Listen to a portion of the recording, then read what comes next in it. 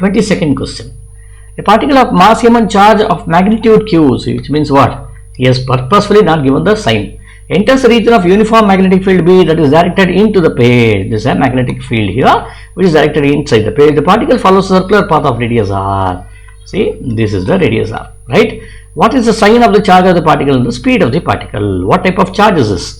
Okay, is it positive charge, negative charge? That's what is the question. Charge of the particle and speed of the particle.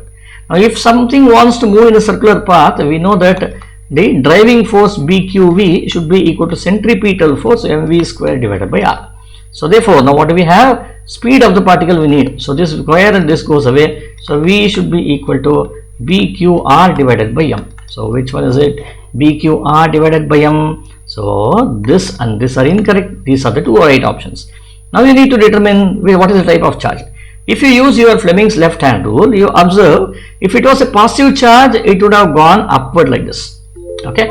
Since it's a negative charge, you observe it can go downward like this. So, therefore, the answer is B over here. So, it's a negative charge. Okay. Let us move on to the next.